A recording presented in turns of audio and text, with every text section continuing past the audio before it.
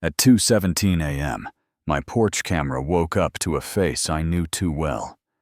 The HOA president stood on my stoop like she owned the deed.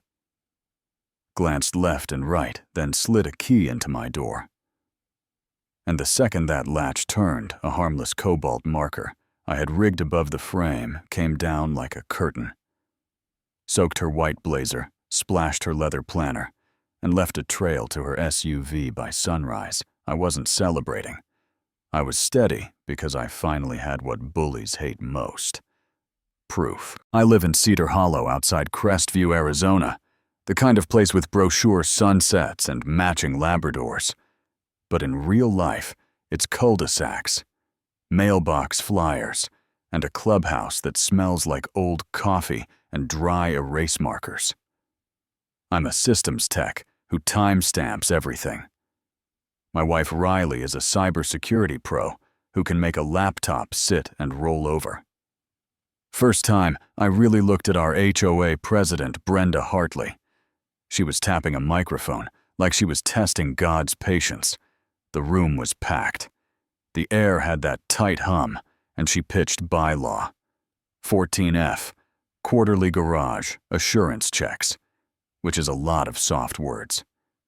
Wrapped around one hard idea. Board reps could inspect our garages for safety and storage, and whatever else fit on a clipboard. I'm not a yeller. I'm the read the manual type, but my hand went up before my good sense caught it. Brenda called me Murky Haley like I'd tracked mud on her floor, asked me to be concise. I said it wasn't a question. It was an answer. The answer was no. Not quarterly. Not ever. She smiled that pageant smile and said, "Compliance protects property values, and if I had nothing to hide, I had nothing to fear." I laughed once short, because I know that line. Bullies love it. I told her I don't hide. I lock my doors. That's different. The measure passed anyway because fear votes early, and often we walked out. Riley squeezed my hand and said we'd tighten the perimeter. Play it by the book document. Everything. Next morning, 6:05 a.m., Brenda knocked with a stack of paper, a $500 fine for unauthorized storage visible from public way, which was a folded ladder. 3 feet inside my garage, $2 for non-compliant decorative tone, which was our store-bought planter. She filmed the 6-inch gap of my door like it was public property. Asked me to sign to acknowledge. I told her I don't acknowledge, abuse, close the door, and check the smart lock logs.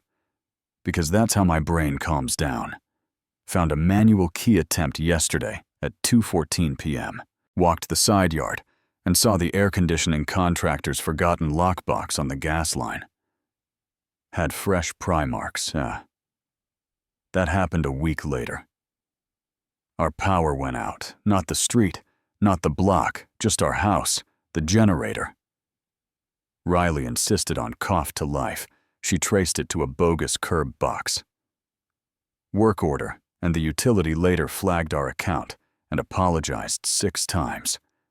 Then our Wi-Fi died, and the phones went quiet inside the house like someone put a lid on the air. Riley paced the hedge with a spectrum meter and dug out a little black jammer, blinking like a dare.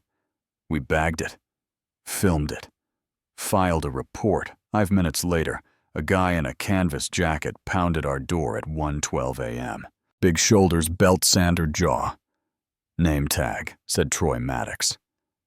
He grunted that the board sent him to inspect illegal porch modifications. I said he had no authority at 1 in the morning and that he should leave. He stepped 1 boot on the first board. I didn't raise my voice, just set my hand where the porch cam could see it, and told him if he took 1 more step, he'd be explaining to a judge why a safety inspection needed a flashlight and a threat. He looked at Riley, holding her phone on record.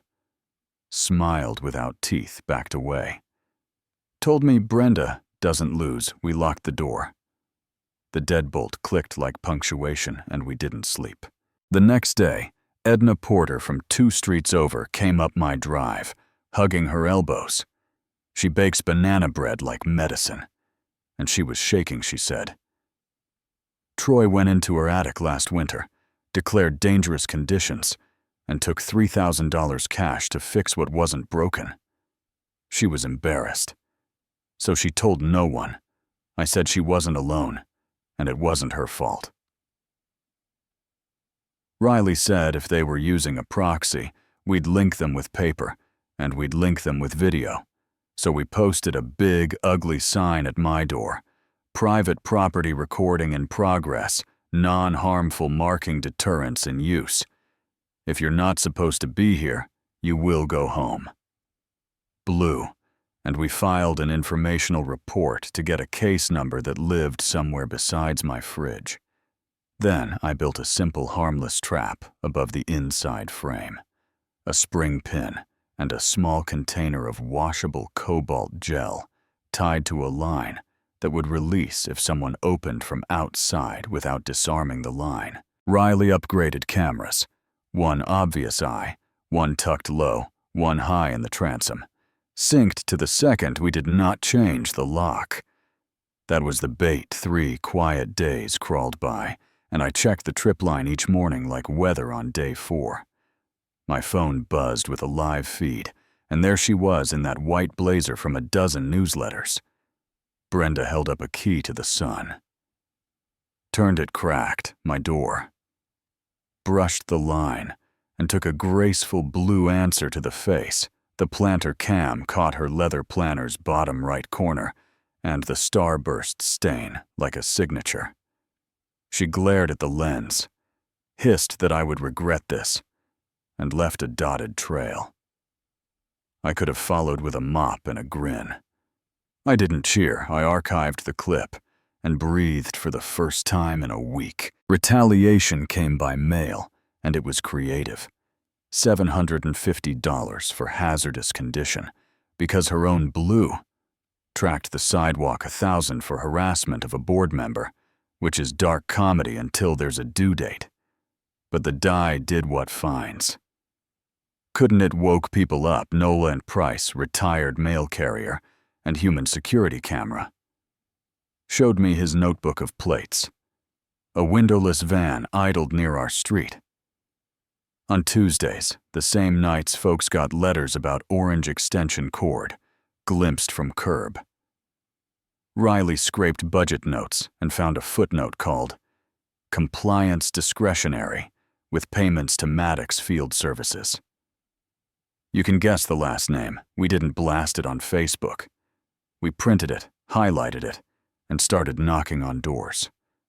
When Edna told her story, 2 more followed. A couple fined $1,000 because their toddler left a tricycle out for half a day. A guy forced to restain his deck because the shade looked too rustic. Fear turned into receipts. And if anger can learn, mine learned to organize. The twist wasn't a camera. It was a paragraph near the back of the bylaws. Article 9, emergency removal of a board member. 25% of homeowners sign a petition citing misconduct. Special recall a meeting is mandatory. Majority vote removes the officer immediately. Brenda had used the book like a weapon.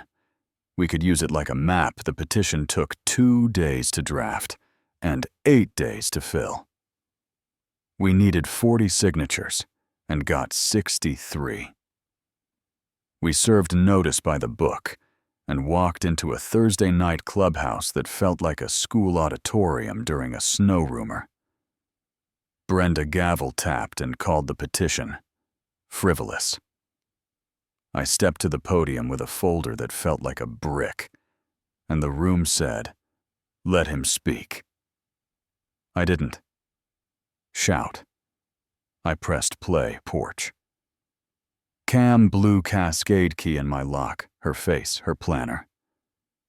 The room made that sound. People make when their bones understand before their brains do.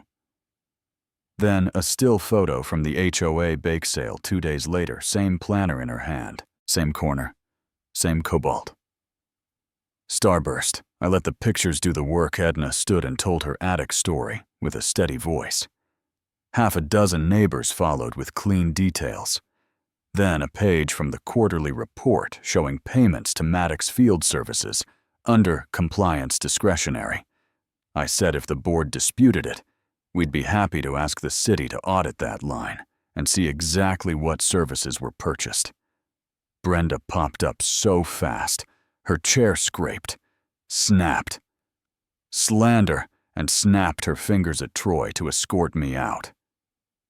He started down the aisle, like rain had no say in his day. I didn't move, turned just enough so 100 phones could see his face, and told him level as a countertop that if he touched me, he'd be adding assault to the minutes he stopped. Not because of me, because of the cameras. Our attorney Lisa Brooks stood and read Article 9 like she was laying track with verified signatures and evidence the board would hold the vote. Tonight, ballots went out, paper whispered. Hands trembled with adrenaline, not fear. The moderator counted out loud and said, by majority, Brenda Hartley is removed as president of the Cedar Hollow Homeowners Association. Effective immediately, a detective stepped down the aisle with a folder and said, Ms. Hartley, we need to ask you about trespass and misuse of utility authorization. I didn't gloat. I watched the gavel hit wood and something heavy leave my chest, not victory gravity. We walked into the night with people talking like they hadn't in years. I looked at my phone, and the mailbox cam pinged a hand. I didn't recognize, reached into frame, and pressed a finger across the chrome handle. Left a clean smear of darker blue. Not my shade. Placed like a signature, gone in a second, standing in that parking lot. I felt two things at once. The relief of a door finally shut, and the quiver that comes when you notice a window still cracked. Maybe it was a dumb prank, maybe it was a message. You know what I mean? I'm telling you this because folks think HOAs are about grass height and trash cans and tasteful wreaths. Sometimes they are, and sometimes they're about control. Dressed up like community. I'm not anti-rule. I'm anti-people who climb the rules like a ladder while everyone else kneels. So tell me where you draw the line. Was I wrong to bait a trap that only left a stain and a question? Or is that the kind of boundary every neighborhood quietly needs when power gets weird? Have you seen small titles turn into big problems? Drop your stories, your pushback, your own blue moment in the comments. Tell me what justice looked like on your street, and if you think that fingerprint means round two, or just proof that this time, finally, the stain showed up where everyone could see it, like and share. If this hit home, and let me know where you're watching from. I'll be there listening.